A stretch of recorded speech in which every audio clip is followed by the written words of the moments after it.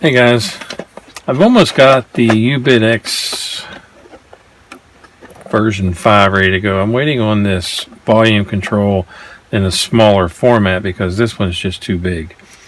But everything else is ready. So it looks like hell, but I'm still waiting for this part. Until that, I can't really put it in the case. But I needed a dummy load because there is some warning that this might accidentally go in the transmit when you first power it on. So I wanted to build a dummy load. I've got 4 200 ohm resistors that are 2 watts each, and I have this right angle B and C, and I'll use an adapter to get it to PL259. Okay, there we go. So what I need to do is get 4 of these in this bent over to be on the side of that. So I need to clip this a little. I need to come to right about there. Clip it right there.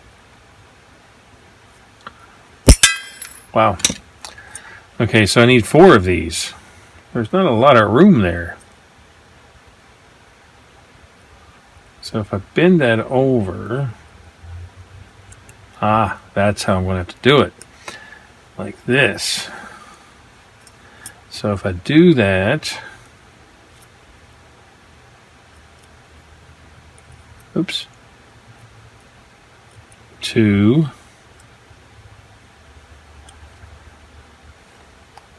3, 4. And I think what I'm going to do is take the time to solder to here first, then come up and just do the very top of that. But if I do the bottom first, the top will go a lot easier. Now that is a lot of mass to heat up.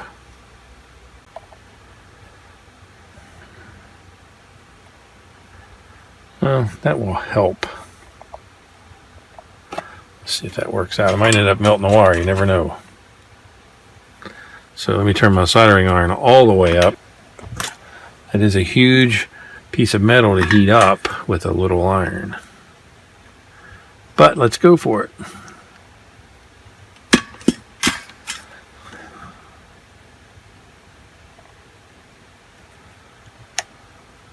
Okay, so we got 2 down.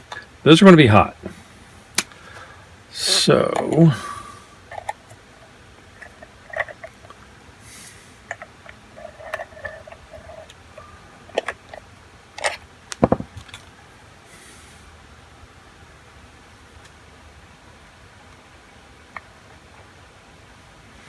put those together and that'll work better. So let's give that a shot. This iron gets incredibly hot for such a small iron.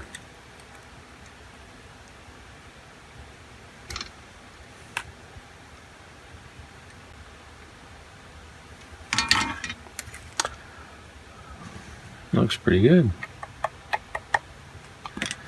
Now, once again, that's going to be hot.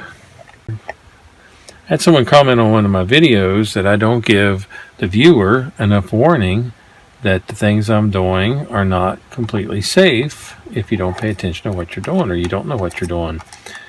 If you have an iron, if you have a soldering iron that's hot enough to melt solder and you don't know that it's going to burn you, if you burn yourself, go look in the mirror and see who's responsible. Tell them thanks.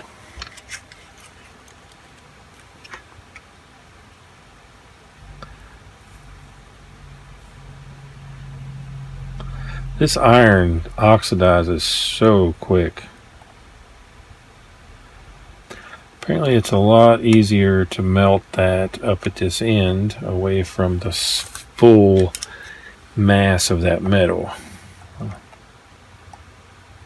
So my intention was to get better contacts, but in reality I didn't. So there we go. That has to be covered by something. Not somebody's going to get an RF burn. So I got these shrink wraps.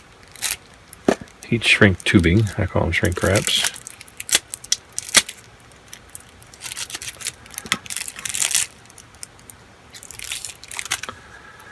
And I was hoping I could find one big enough to go over these.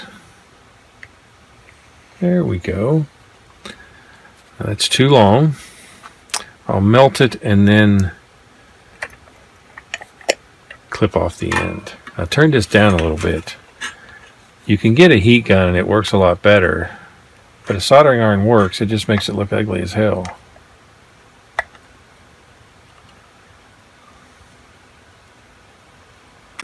I don't want to clip that right at the end because there would be something exposed. So what I'll do,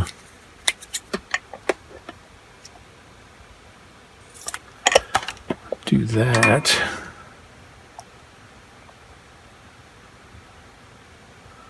It only shrinks so much, guys.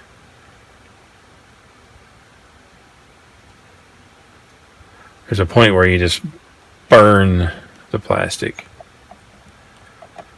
But this is actually turning out pretty good. It's got a slight burning smell of plastic.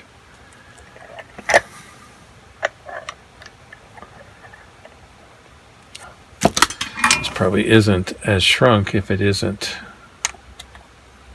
got the discoloration from the iron on it.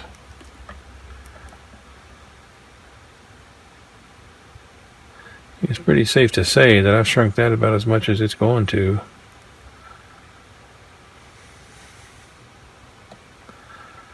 I'll shoot some hot glue down in there. I'm burning something because it's getting black. And I made it yellow so you can say caution.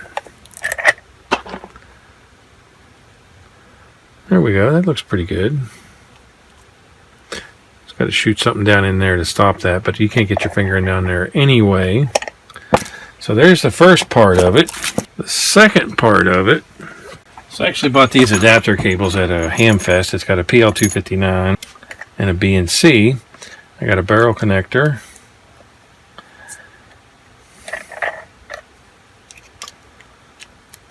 There's my dummy load to the system. If you like the videos, please subscribe to my channel. Thanks for watching.